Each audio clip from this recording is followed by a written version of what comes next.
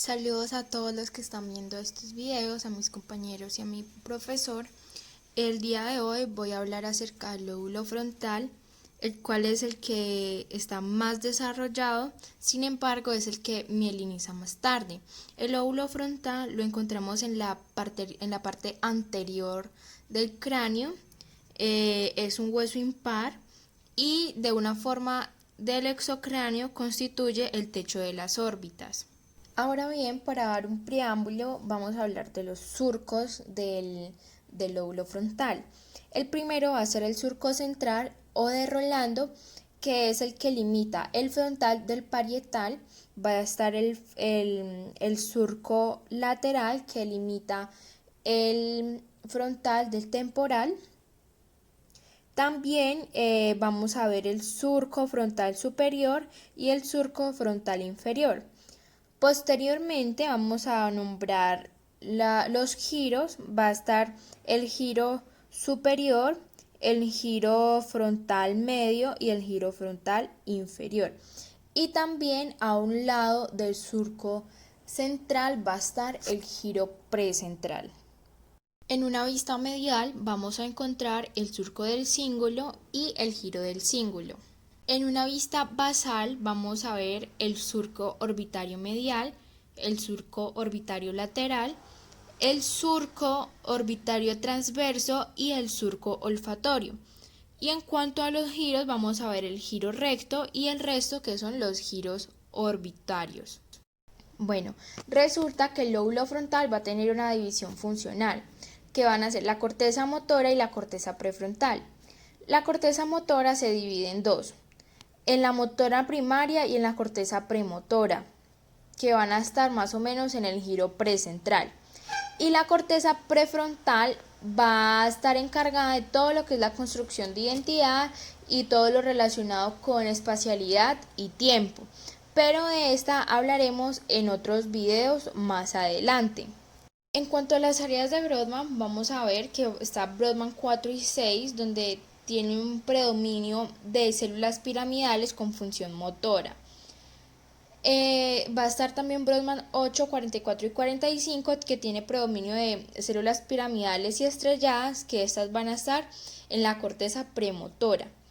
Y por último, Brodmann 46 y 47, donde tiene predominio de células estrelladas y pues van a estar más adelante en la corteza prefrontal lateral.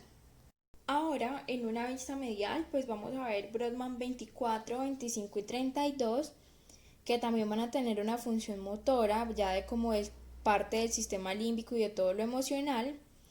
Y vamos a tener Brodmann 9, 10, 11 y 12, que va a estar ya en una capa más granular, es decir, estrellada en cuanto a lo córtico-cortical. Bueno, y en cuanto a bonicónimo, vamos a ver que va a haber predominio de un tipo 1, que van a ser heterotípicas, que son agranulares, Brodmann 4, 6, 24 y 25, y homotípicas las áreas restantes. A continuación, pues vamos a ver la irrigación, donde por medio de la arteria carótida interna se van a desplegar la arteria cerebral media y la arteria cerebral anterior. También va a participar la arteria cerebral vertebral, que va a desplegar la arteria basilar y así la arteria cerebral posterior. Bueno, pues anteriormente vimos todas las generalidades del lóbulo frontal. Ahora vamos a centrarnos más en esa corteza motora. Y para empezar, pues cabe resaltar que las neuronas realmente sí son partícipes de toda esa construcción de nuestros procesos psicológicos superiores, como la memoria, la atención, ya que nos ayudan a tomar todas estas decisiones mediante ejecuciones de percepciones conscientes o no conscientes, junto con todo lo que tiene que ver con el sistema límbico del control emocional. Y bueno, en cuanto a proyecciones talámicas corticales, vamos a ver que desde el núcleo ventral anterior, pues va a proyectar hacia la corteza motora primaria del frontal, y el núcleo ventral lateral va a proyectar a la corteza premotora, es decir, estos dos núcleos participan en todos los procesamientos de la corteza motora y de la corteza prefrontal. Bueno, entonces la corteza motora del frontal se divide en dos partes, en la motora primaria y en la no primaria, o también llamada premotora. Empezando con el área funcional de la corteza motora primaria, es llamada como F1, la cual se encarga de recibir información propioceptiva a través del tálamo y tiene un predominio de células piramidales gigantes de Betz, es decir, que tiene un predominio agranular.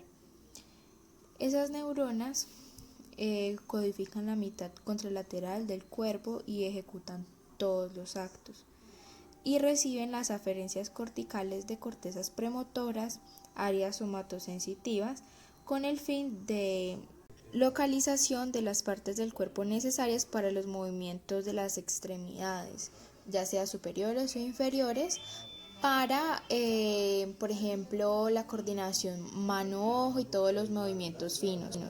Bueno, ahora está F2, que ya hace parte de la corteza premotora y se encuentra como en la parte más dorsal y caudal del lóbulo frontal. Bueno, asimismo está F7, que se encuentra en la parte más rostral y dorsal. F4 está en la parte más ventral y caudal. F5 en la parte más rostral y ventral. FF es el campo ocular frontal y SF es el campo ocular suplementario. Ahora en una vista medial vamos a encontrar también F1. Como lo mencionamos anteriormente, es el área motora primaria con predominio granular. Está F3, que es el área motora suplementaria. Está en la parte más anterior, es decir, dorsal y caudal. Está F6, que es el área previa motora suplementaria, encontrada en la parte rostral y dorsal del lóbulo frontal en una vista medial. Y hay dos áreas motoras singulares, pero una es rostral y ventral y otra es más caudal y ventral. Bueno, resulta que Matelli y Coles señalan diferentes áreas motoras que pueden ser agrupadas en dos clases principales. La primera es áreas motoras parietodependientes y la otra es áreas motoras prefrontodependientes.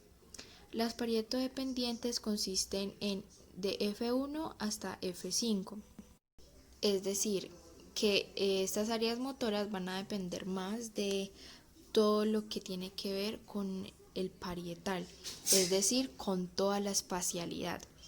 Se proyectan entre sí, esta de F1 a F5 se proyectan entre sí hacia la médula espinal, o sea, hacia todos esos nervios espinales, para ejecutar todo lo que es el acto a nivel muscular. Por otro lado encontramos las áreas motoras prefrontodependientes que tienen F6 y F7, que son los encargados de la asociación del frontal, del prefrontal, de todo lo que es identidad, tiempo, etc. Estas áreas proyectan hacia diferentes partes del tronco del encéfalo directamente a los pares craneales, aportando aspectos cognitivos del control motor, ya que son muy importantes para la planificación temporal, de todo lo que tiene que ver acciones motoras y la motivación. Y por último están las áreas motoras cinguladas límbico-dependientes y la prefrontodependientes, que esta última lo que va a hacer es proyectar a la médula espinal toda la información emocional y de la memoria a las acciones que son conscientes o no conscientes. Bueno, ahora vamos a hablar del tono emocional, que se da cuando una persona se va a diferenciar de otro en cuanto al espacio, el tiempo, etcétera. Bueno, realizando como un acto para así como que se le dan 3 conexiones de sistemas motores. Esas 3 conexiones son el sistema motor prefrontodependiente, que aporta el componente cognitivo temporal. El otro sistema es el sistema motor parietodependiente, que va a aportar un componente más sensitivo. Y por último el sistema motor límbico, que va a aportar un componente emocional. Y lo que van a hacer estas conexiones es que van a proyectar al tronco del encéfalo y a la médula espinal para ejecutar un acto. Bueno, ahora vamos a ver los campos oculares, donde está primero las áreas visuales occipitales, que van a tener una corriente dorsal y una corriente ventral. Recordemos que el dorsal es el dónde y el ventral es el qué. De estas corrientes se van a dirigir a campos oculares suplementarias en el frontal, como ya lo mencionamos anteriormente. Se va a dirigir al campo ocular frontal y al campo ocular prefrontal. Y aparte va a haber en el prefrontal un dominio cognitivo del dónde y un dominio cognitivo del qué, que a la final se van a juntar, se van a asociar con los campos oculares frontal, del prefrontal y el suplementario. Resulta que cuando hay todas estas conexiones, en cuanto al campo oculogiro frontal y el campo ocular suplementario, las áreas prefrontales de la neocorteza lo que van a hacer es aportar el componente cognitivo del qué y del dónde, como lo dije anteriormente, para así dar una iniciación y el control de los movimientos oculares voluntarios. Aquí también caben lo que son los movimientos sádicos y los movimientos oculares de seguimiento, ya sea de dos sistemas funcionales diferenciados. Bueno, y por último, un ejemplo de la producción motora del lenguaje se puede dar por el área de Broca, que da todo lo de la producción cognitiva del habla. También puede ser el área de Wernicke, que es el que se encarga de la comprensión del lenguaje. Está el área B1, que es la visual primaria, que se encarga de ver las palabras, de escribirlas, etc. Está el área S1, que es la somatosensitiva primaria, que se encarga de percibir las palabras en braille. Está la motora primaria, que se va a encargar también de toda la vocalización de la persona. Está la A1, que es escuchar las palabras habladas. Y se pueden dar otros ejemplos de la producción motora del lenguaje, pero estas son las más significativas.